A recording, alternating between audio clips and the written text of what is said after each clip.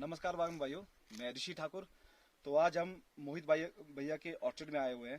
तो अभी मैं मोहित भाई से बस यही पूछना चाहता हूँ कि जैसे देखिए, मैं मैक्सिमम जितने भी, चाहे हिमाचल हो, उत्तराखंड हो, चाहे कश्मीर हो, जहाँ पे भी एप्पल की खेती हो रही है, तो मैक्सिमम बागवान भाई आजकल क्या है, खासकर यूथ, वो थोड़ा सा वैरायटी के चक्कर में थोड़ा सा कंफ्यूज है। हर साल आपको पता है कि लगभग दुनिया में 7 से 8 हज़ार टाइप की वैरायटियाँ हैं। बिल्कुल बिल्कुल। तो अगर हम इसी तरह से हर साल नई वैरायटियों पे जाएंगे तो हमारे पास इतनी लैंड होल्डिंग नहीं है कि हम हर साल ही टॉप ग्राफ्ट करते रहें। तो बाकी मोहित भैया है जिनको पूरा इंडिया में जितने भी बागवान भाई है सभी जानते हैं। तो मैं इनसे पूछना चाहता हूँ कि आप बताइए कि हम यूथ को क्या करना चाहिए बागवानी के लिए। मोहित भैया। नमस्कार जी। तो ऋषि भाई, आपका स्वागत है हमारे छोटे से गांव में। हमारे ऑर्चर्ड में आप आए हैं, सब भाई लोग, तो बहुत अच्छा लगा। तो मेरा सभी को यही कहना है जी, ये जो होड़ लगी है बागवानी में नई नई वेराइटीज को लेकर, क्योंकि हम बहुत साल से देख रहे हैं, 12-15 साल से हर साल कोई नई वेराइटी आती है और फिर हम उसको टॉप ग्राफ्ट या उसकी प्लांटेशन कर रहे हैं। तो अभी तक हम पिछले 10 साल में जिन लोगों ने जो वेराइटीज लगाई है वो बल्क में अभी तक किसी ने कुछ भी नहीं उतारा है।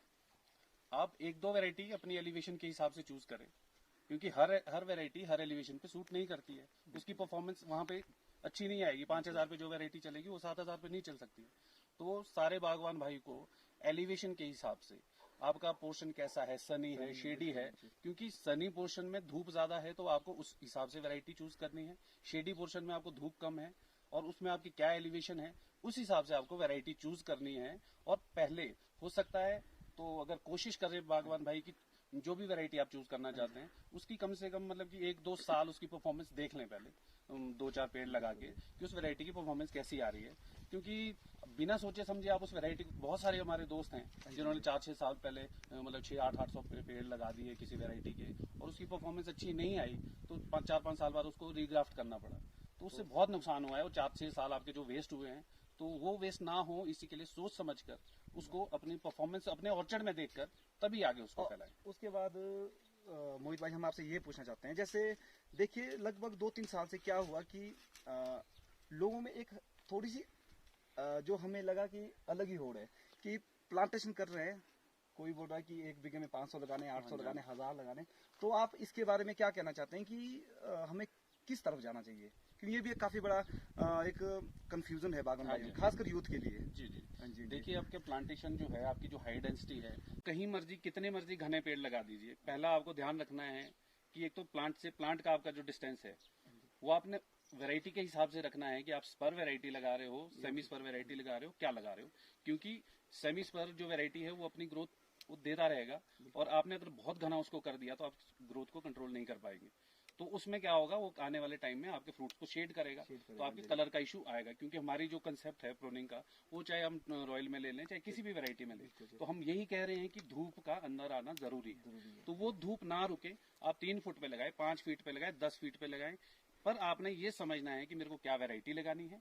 अगर मैं जितना नजदीक आ रहा हूँ प्लांट टू प्लांट, आपको उतनी कम ग्रोथ वाली वैरायटी को लगाना है, क्योंकि आप उसकी ग्रोथ को कंट्रोल नहीं कर पाएंगे और वो शेड कर देगा फ्रूट में। तो आपकी अगली साल की फसल और फ्रूट का कलर, शेप एंड साइज, हर चीज पे फर्क पड़ेगा अगर धूप प्रॉपर नहीं पहुंचती। और देखिए, जैसे हमारे साइड, जैसे हमारे को भी काफी लोग काफी क्वेश्चन पूछ रहे थे, तो वो क्वेश्चन मैं आपसे जैसे एक डिस्कस करना चाहता हूँ कि काफी बागवान भाई ये बोल रहे हैं कि जैसे पीछे भी जो हमारी 7-8 हजार 9 हजार की एलिवेशन है हमारे नाली में, जी जी। काफी जगह तो उन्होंने ये पूछा कि हम गाला में जाए या ना जाए, बट कई जगह उनके पास क्या कि वो साइज इशू आ रहा है। जी जी, बिल्कुल बिल्कुल। तो इसके लिए आप क्या कहना चाहते हो कि जो भी, देखिए बहुत जो हायर एलिवेशन है, हाँ जी, कुछ जैसे आप किन्नौर लेके चले या कुछ है, उनकी हायर एलिवेशन और हमारी हायर एलिवेशन में फर्क है, क्योंकि उनके पास धूप बहुत है। बिल्कुल देखिए रोल सारा धूप का है। आप 9,000 10,000 फीट पे भी, ये हमारे ताबो है, हमारे किन्नौर की हाइट्स है, वहां पे भी लोग गालाज और दूसरी spur varieties high colour strains लगा रहे हैं, क्योंकि उनके पास जो एडवांटेज है वो धूप का है।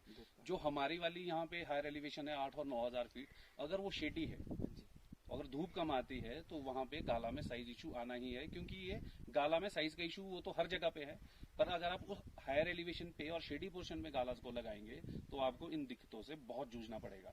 तो इसीलिए उसको थोड़ा सा 8,500 से ऊपर वाली हाइट पे थोड़ा सा मेरे हिसाब से अवॉइड करना चाहिए। अगर आप लगाते हैं तो आप उसकी ट्रेनिंग, प्रूनिंग, फ्रूट थिनिंग, हर चीज पे काम करना पड़ेगा बहुत ही अच्छे तरीके से। और उसके बाद हमने देखा कि हर साल हम भी तो देखिए हर साल गाला पे काम करें, चाहे हर साल नई वैरायटी आ रही है, बट हर साल एक ही सुनने को मिलता है हमें, चाहे नर्सरी वाले जो किसी से भी, जी, कि ये गाला इसका साइज बड़ा हाँ है, जी। बट हम देख रहे हैं 2008 से जब से गेल हाँ गाला जी, है, जी, जी, तो हमें तो कोई साइज में उतना नहीं देखिए जो लगा। साइज है गाला का, आप जितना भी देखेंगे, जो भी गाला मार्केट में आता है हर साल नया है चाहे पुराने हैं, आपको कोई कहे कि इसमें साइज बहुत अच्छा है। हाँ जी, जो गालाज आपकी लेट कलरिंग है, बिल्कुल। जिसमें कलर थोड़ा सा लेट आता है, उन गाला में आप जितने भी लोगों को सुनेंगे वो कहेंगे कि इसका साइज बहुत अच्छा है।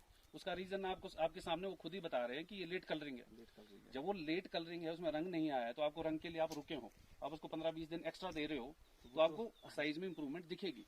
जिसमें जल्दी रंग आएगा, वो हाई कलर गाला है, उसमें आपको पता है पहले ही रंग आ गया। और भी लोगों को मतलब उतनी पेशेंस नहीं रख पाते हैं, लोगों को लगता है कि मार्केट अच्छी है तो अभी तोड़ के हम इसको बेच देते हैं। तो जो आपके लेट कलरिंग गालाज हैं, वो इसीलिए लोग हायर एलिवेशन पे लगा रहे हैं, क्योंकि वहाँ रंग जल्दी नहीं आता है। बिल्कुल। वो लेट कलरिंग वेराइटीज है, तो उसमें जब तक रंग नहीं आया तो साइज तो इंप्रूव करेगा। 20 दिन आप एक्स्ट्रा रखोगे किसी भी सेब को, तो उसमें साइज इंप्रूव होगा।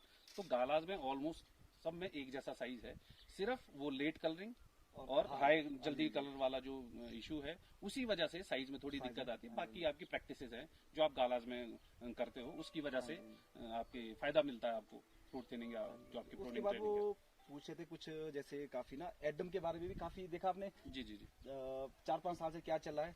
कई बाग में भाई बोल रहे हैं कि हमारे पास एडम में ग्रोथ नहीं है।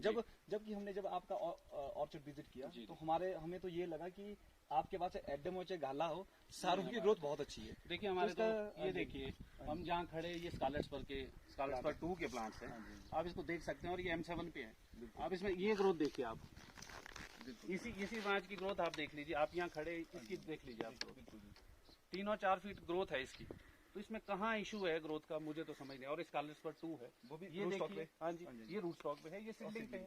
इसमें भी देखिए आपको कहाँ ग्रोथ, इतना बड़ा पेड़ हो गया है। हाँ जी। और हमारे डिस्टेंस देखिए, हमने 3.5 फीट पे ये लगाए हुए हैं, हाँ जी, और 3.5 फीट डिस्टेंस पे इतने बड़े पेड़ हो गए। स्पर फॉर्मेशन इसमें आप देखिए, और ग्रोथ देखिए इसमें आप कहाँ चेक लग रही है आपको। हमारे पास तो हर वैरायटी में ग्रोथ आ रही है, हमारे पास तो किसी वैरायटी में इसमें भी नहीं हुआ है। काफी बाग में भाई ना वही है कि बंटे हुए, समझ नहीं आ हाँ, रहा है वो कि थोड़ा सा इसमें ग्रोथ है। जी जी जी, वो उसके पीछे मतलब आपके वहाँ पे क्या रीजंस हो सकते हैं, हर जगह पे है। यही हमारे यहाँ पे भी बहुत सारे लोगों का इशू है कि इस वैरायटी पे ग्रोथ इशू आ रहा है।